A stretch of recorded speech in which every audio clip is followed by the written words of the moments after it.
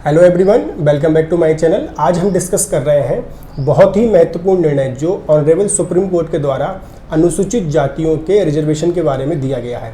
जब से ये निर्णय आया है तब से, क्योंकि ये निर्णय भाई बड़ी आबादी को अफेक्ट करेगा, प्रभावित करेगा और ये एक राजनीतिक मुद्दा भी बनेगा, इसलिए इसका सही से समझना और इस निर्णय के क्या मायने हो सकते हैं, कैसे इसको राज्य सरकार द्वारा इम्प्लीमेंट किया जाएगा, तो उसको आज हम इसमें सरल तरीके से समझेंगे। और ये वीडियो बेसिकली किसी पॉलिटिकल इन्फ्लुएंस से रिलेटेड नहीं है, ये सिर्फ और सिर्फ आपके प्योर तौर पे लीगल एनालिसिस है किस चीज़ का, ऑनरेबल सुप्रीम कोर्ट के दिए गए निर्णय का। तो ऑनरेबल सुप्रीम कोर्ट ने क्या निर्णय दिया है, इसके दो सबसे प्रमुख बिंदु हैं, वो स्क्रीन पर आपको दिखाई दे रहे होंगे। पहला बिंदु सर इस डिसीजन का ये है कि अब राज्य सरकारों को भी ये शक्ति रहेगी, ये अधिकार रहेगा कि भाई अनुसूचित जाति में क्या कर सकती है, उप वर्गीकरण कर सकती है, यानी आरक्षण देने में भाई उप वर्गीकरण कर सकती है राज्य सरकारें भी, क्योंकि इससे पहले अनुच्छेद 341 के अनुसार ये पावर सिर्फ राष्ट्रपति को थी।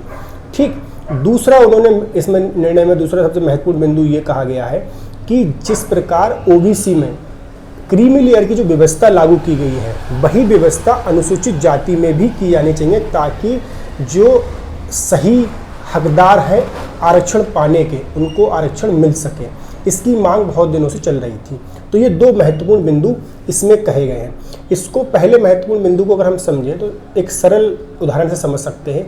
जैसे क्या कहा गया है, राज्य सरकारें अनुसूचित जाति को रिजर्वेशन देने में उप वर्गीकरण कर सकती है। इसका सिंपल अर्थ में मतलब ये है, जैसे सपोज करिए एक किसी जॉब के लिए मान लीजिए 100 पोस्ट निकलती हैं, उन 100 पोस्ट पे अगर क्या किया जाता है, जैसे मान लो सपोज करिए किसी राज्य में, वैसे हर राज्य में अलग अलग स्तर पे आरक्षण की व्यवस्था की गई परसेंटेज के हिसाब से। मान लीजिए अगर हम उत्तर प्रदेश में देखें तो अगर सपोज करिए ये मान लेते हैं कि भाई 100 में से 20 सीटें मान लीजिए एससी कम्युनिटी के लिए रिजर्व की जाती हैं। अब उस 20 सीटों में क्या कर सकते हैं, राज्य सरकार को ये पावर होगी कि अगर सपोज करिए अनुसूचित जाति में कोई कास्ट ज़्यादा आरक्षण, आपकी एक तरह से अच्छी हिस्सेदारी उसकी हो चुकी है, सोशली और इकोनॉमिक लेवल पे वो अपलिफ्ट हो चुके हैं, तो वो ये कर सकते हैं उन जातियों को आपके हटाकर जो जातियां बॉटम लेवल पे हैं, यानी कि कैटेगरी कर सकते हैं group A, group B, group C, इस टाइप से। जो जातियां वेल्दी हैं उनको ग्रुप ए में ले सकते हैं, उनको हटा सकते हैं। जो जातियां आपके बॉटम लेवल पे हैं, जो जिन्हें रिजर्वेशन का सही लाभ नहीं मिल पा रहा है, उनको वो उस कोटे में भी कोटा प्रदान कर सकते हैं उप कैटेगरी बनाकर, यानी उप वर्गीकरण करके। ये इसका पहला बिंदु है। दूसरा बिंदु क्रीमी लेयर का है, जैसा ओबीसी में लागू होता है कि जो किसी भी वर्ग के संपन्न वर्ग के लोग हैं, और संपन्नता का जो मानक है, क्राइटेरिया है, वो आर्थिक आधार है। जैसे कि अभी 8 लाख तक की जो आपके जिसकी मान लो जिसकी एनुअल इनकम 8 लाख की है, अगर किसी कोई पिछड़ा वर्ग का व्यक्ति परिवार है और उसकी इनकम 8 लाख रुपए एनुअल है पर एनम, तो फिर उसे आपके क्रीमी लेयर में माना जाएगा और उसे आरक्षण की लाभ से वंचित रखा जाएगा। ये दो महत्वपूर्ण बिंदु कही गए हैं।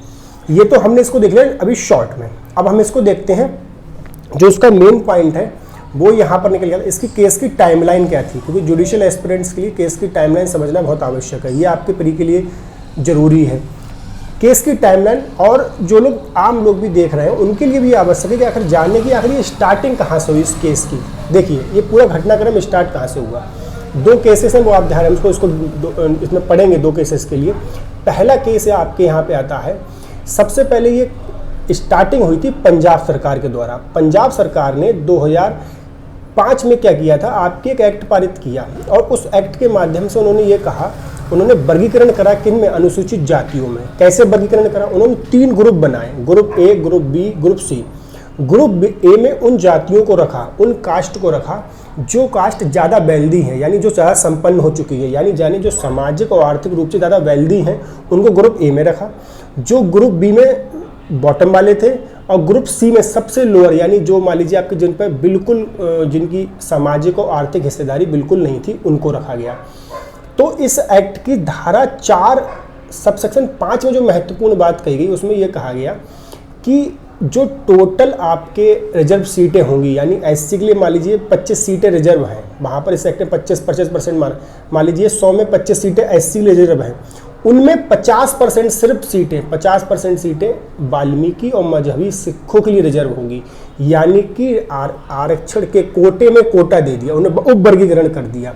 तो जब ऐसा हुआ तो इसके खिलाफ एक व्यक्ति देवेंद्र सिंह बनाम पंजाब राज्य का जो मामला है, इसमें देवेंद्र सिंह ने याचिका पेश की और ऑनरेबल हाई कोर्ट ने, पंजाब और हरियाणा हाई कोर्ट ने इसे असंवैधानिक बताते हुए, किस आधार पर, अब यहाँ पर आपको ध्यान रखना है, ईवी चिनैया वर्सेस आंध्र प्रदेश का मामला है 2005 का। तो इस केस की महत्वपूर्ण जो बातें हैं वो स्क्रीन पे दिखाई देंगी आपको। इस केस में यह कहा गया कि देखिए, अनुसूचित जातियों में अनुसूचित जाति जनजाति दोनों में, SC और ST दोनों में उप वर्गीकरण करने का या उसमें किस जाति को शामिल करना है, निकालना है, ये अधिकार अनुच्छेद 341 के अनुसार सिर्फ राष्ट्रपति को है, राज्य सरकारों को अधिकार प्राप्त नहीं है। ये दो बातें कही गई, राज्य सरकार उप वर्गीकरण नहीं कर सकती हैं। दूसरी पर अधिकार किसको प्राप्त है, राष्ट्रपति को प्राप्त है। तीसरी बात हम ये जानते हैं, जैसे विधि के छात्र जानते भी होंगे, अनुच्छेद 74 के अनुसार आप जानते होंगे कि राष्ट्रपति किसकी अनुशंसा पे कार्य करते हैं, किसकी सलाह पे कार्य करते हैं, मंत्रिपरिषद। मंत्रिपरिषद बेसिकली आपकी जो केंद्र सरकार होती है वही होती है। तो केंद्र सरकार की अनुशंसा यानी एक्चुअल पावर केंद्र सरकार के पास में है, तो राज्य सरकारों को अभी तक ये पावर नहीं थी। ऐसा इसी निर्णय को आधार बनाते हुए पंजाब और हरियाणा हाई कोर्ट ने इसको असंवैधानिक बताते हुए इस एक्ट को क्या कर दिया, स्ट्रक डाउन कर दिया। अब इसके बाद जो पंजाब सरकार थी वो सुप्रीम कोर्ट मूव करती है, वहाँ दरवाजा खटखटाती है। सुप्रीम कोर्ट में एक बेंच, 3 जजों की बेंच बनती है, वो 3 जजों की बेंच उस पर सुनवाई करती है। उसके पश्चात वो ये पाते हैं कि इसको संवैधानिक पीठ में ट्रांसफ़र कर देना चाहिए। तो संवैधानिक पीठ में इस मामले को ट्रांसफ़र किया जाता है। अगस्त 2020 में इसमें सुनवाई पूरी होती है, तो 5 जजों की संवैधानिक पीठ किसी निष्कर्ष पर नहीं पहुंच पाते हैं, लेकिन इसमें 2 महत्वपूर्ण ऑब्जर्वेशन फाइंड आउट होते हैं। वो जो ऑब्जर्वेशन स्क्रीन पर देख रहे होंगे, पहला ऑब्जर्वेशन ये होता है कि राज्य सरकारों के पास जब आरक्षण देने का अधिकार है तो राज्य सरकारों को उसमें उन जातियों में, यानी किस जाति को देना है या नहीं देना है, उनमें उप वर्गीकरण करने का अधिकार भी प्राप्त होना चाहिए। दूसरा, उन्होंने ये कहा कि राज्य सरकारों को ये शक्ति इसलिए प्रदान की जानी चाहिए क्योंकि ये हमारे संघीय ढांचे को और मजबूत करेंगे। तो यानी जैसा कि आप सभी जानते हैं, हमारे देश में संघीय ढांचा लागू होता है संविधान में, तो जिसमें केंद्र और राज्य दोनों को बराबर शक्ति प्रदान की गई है। तो उन्होंने कहा कि केंद्र सरकार और राज्य सरकार में संघीय ढांचा मजबूत हो सके, इसलिए ये पावर अब राज्य सरकारों को भी दी जानी चाहिए। लेकिन एक ठोस महत्वपूर्ण निष्कर्ष पर नहीं पहुंचे और उनका ऐसा मानना था कि इस मामले को बड़ी संवैधानिक पीठ में भेजा जाना चाहिए, जिसके पश्चात आपके 7 जजेस की जो निर्णय दिया गया इस मामले में, 7 जजेस की संवैधानिक पीठ थी, जिसकी अध्यक्षता ऑनरेबल CJI यानी कि चीफ जस्टिस कर रहे थे। तो इस मामले में 6-1 के बहुमत से, जो हमने शुरुआत में 2 महत्वपूर्ण पॉइंट पढ़े, वो निर्णय दिया गया। पहला निर्णय ये था कि अब राज्य सरकारें भी अनुसूचित जातियों में रिजर्वेशन देने में क्या कर सकती हैं, उन अनुसूचित जातियों में उप वर्गीकरण कर सकती हैं, यानी इसको। और दूसरा, क्रीमी लेयर की व्यवस्था भी लागू होनी चाहिए, किसमें, आपके जो अनुसूचित जाति है इसमें। इसको 2 एग्जाम्पल हम फिर से देखते हैं डिटेल में। देखिए, पहला वाला समझ चुके थे हम लोग, दूसरा वाला समझते हैं क्रीमी लेयर का। क्रीमी लेयर का आप समझते हैं, इसे सपोज करिए एक परिवार, ये कहा भी गया ऑनरेबल जस्टिस के द्वारा, इसमें कोट किया गया इस महत्वपूर्ण फैसले की महत्वपूर्ण बातों में। उसमें ये कहा गया अगर कोई किसी अनुसूचित जाति का व्यक्ति का कोई परिवार का कोई सदस्य IPS या IS बन जाता है या सांसद मंत्री विधायक बन जाता है, तो उसकी स्थिति किसी भूमिहीन अनुसूचित जाति के व्यक्ति से बहुत अलग होती है। और आरक्षण का असली हकदार वो भूमिहीन व्यक्ति ही होना चाहिए, ना कि ऐसा व्यक्ति। यानी जो व्यक्ति समाज की मुख्य धारा में आ जाते हैं, उनको अब इस आरक्षण के लाभ के स्कीम से या योजना से बाहर करना चाहिए, और जो व्यक्ति एक्चुअल में हकदार है उसको लागू करना चाहिए। लेकिन अब यहाँ पर इन 2 महत्वपूर्ण फैसलों पर, ये स्क्रीन पर दिखाई दे रही है, 2 शर्तें इम्पोज की गई हैं और वहाँ पर लिखा भी गया, 2 नहीं 3 शर्तें हैं। पहली शर्त तो उन्होंने ये कहा कि आप कोटे में कोटा करने का अधिकार तो आपको दे रहे हैं, यानी उप वर्गीकरण कर सकती हैं राज्य सरकारें, परंतु ये मनमाना नहीं होना चाहिए, अर्थात किसी एक जाति को आप 100% आरक्षण नहीं दे सकते हैं। दूसरी बात उन्होंने कही कि जब आप उप वर्गीकरण करें तो उप वर्गीकरण का जो आधार होना चाहिए वो पर्याप्त डेटा के आधार पर होना चाहिए। डेटा मीन्स उन्होंने ये कहा कि आप ये देखें कि अनुसूचित जाति की कौन सी जातियाँ ज़्यादा वेल्दी हैं और कौन सी जातियाँ बिल्कुल बॉटम लाइन पे, यानी जो ग्रुपिंग करें, जो आप वर्गीकरण करें, वो एक्चुअल डेटा के आधार पर होना चाहिए। साथ ही साथ उन्होंने कहा ऐसा डेटा राजनीतिक द्वेष या राजनीतिक लहर या फ़ायदे के से अफेक्टेड यानी प्रभावित नहीं होना चाहिए। ऐसा नहीं है कि आप टेबल पे एसी कमरे में उसको बना रहे हैं, आप एक्चुअल ज़मीन पे जाइए, वहाँ पर देखिए कि आखिर ऐसा एक्चुअल में डेटा उपलब्ध है और उस आधार पर ही वर्गीकरण किया जाना चाहिए। तीसरी महत्वपूर्ण बात उन्होंने कहा कि ऐसा किया गया दोनों वर्गीकरण और सारी चीज़ें जुडिशियल रिव्यू के अधीन होंगी, यानी सब्जेक्टेड टू जुडिशियल रिव्यू होगा, यानी कि न्यायिक समीक्षा उस निर्णय की जा सकती है। अब ये तो हो गया इस पूरे केस में जो कहा गया उसके बारे में।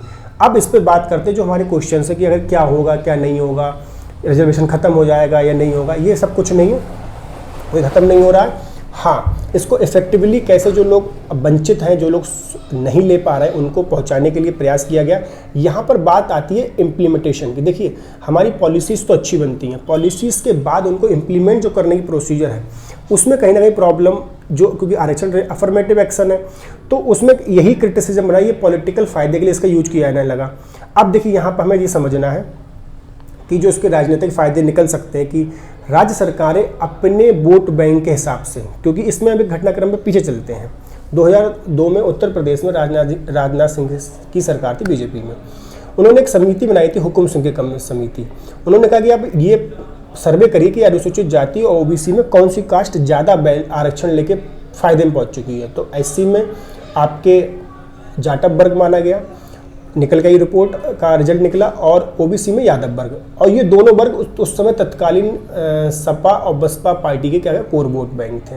तो चूंकि राजनीतिक मुद्दा छिड़ा, उसको आधार फिर उसको लागू नहीं कर पाए उस रिपोर्ट के लिए, तो अब उन्होंने ये कहा, अब इस डिसीजन के मायने ये हैं कि अगर आप देखिए तो आप इस राजनीतिक उथल पुथल तो होगी ही होगी, लेकिन अभी आपको ये समझना है कि ऐसी कास्ट या ऐसे कास्ट के वो लोग जो एक अच्छे लेवल पे पहुंच गए हैं, जो समाज में हिस्सेदारी जिनकी सामाजिक और आर्थिक रूप से पर्याप्त हो चुकी है, उनको अब आपको आरक्षण के लाभ से हटाना है। ऐसे लोग, जो लोग निचले स्तर पर, क्योंकि आरक्षण का मुख्य उद्देश्य ज़्यादा से ज़्यादा लोगों को, यानी कि दलितों में ज़्यादा से ज़्यादा लोगों को समाज की मुख्य धारा में शामिल करना है, ना कि कुछ लोगों को शामिल करना है। तो ये इस निर्णय के महत्व है। दूसरा पॉइंट ये निकल के आएगा कि ऐसे लोग जो लोग आपके क्या करते हैं, ऐसे लोग जो इस निर्णय का अगर नेगेटिव पॉइंट देखें तो इस निर्णय का नेगेटिव पॉइंट ये हो सकता है कि जो राज्य सरकारें हैं वो अपने राजनीतिक लाभ के लिए, यानी जो कास्ट उस पार्टी के लिए फ़ायदेमंद हो, उसमें कैटेगरी अपने मन मुताबिक ना हो। यानी सबसे महत्वपूर्ण बात ये कही गई, जो उपवर्गीकरण है उस उपवर्गीकरण का आधार निष्पक्ष किया गया डेटा होना चाहिए। अर्थात आप उन कास्ट को उन कास्ट का देखें, भाई उन जातियों को देखें कि उन जातियों की सामाजिक और आर्थिक हिस्सेदारी क्या पर्याप्त है या नहीं है। जिसकी पर्याप्त हो चुकी है उसमें एक क्रीमी लेयर का भी व्यवस्था कर दी गई है, उसकी भी अनुशंसा की गई है। 4 जस्टिस ने यहाँ पर अनुशंसा की, तो इस आधार पर आपके ये निर्णय कहा गया। एक सिर्फ यहाँ पर जो बहुमत से, आई होप आपको वीडियो समझ में आई हो। अगर वीडियो आपको समझ में आ गई, टाइम ना समझ, तो इसको वीडियो जरूर शेयर करिए, लोगों को भ्रांति से बचें। लोग ये ना समझें कि देखो आरक्षण खत्म नहीं किया जा रहा है, आरक्षण में उपवर्गीकरण का राज्य सरकार को पावर दी जा रही है और ये न्यायिक समीक्षा के अधीन रहेगा। ऐसा कोई भी मनमाना उपवर्गीकरण नहीं चल पाएगा जो राज्य सरकार अपने राजनीतिक फायदे के लिए करेंगी। आई होप आपको वीडियो समझ में आ रही हो, और समझ तो चैनल को शेयर करें, सब्सक्राइब करें, वीडियो को ज़्यादा से ज़्यादा लाइक करें। धन्यवाद।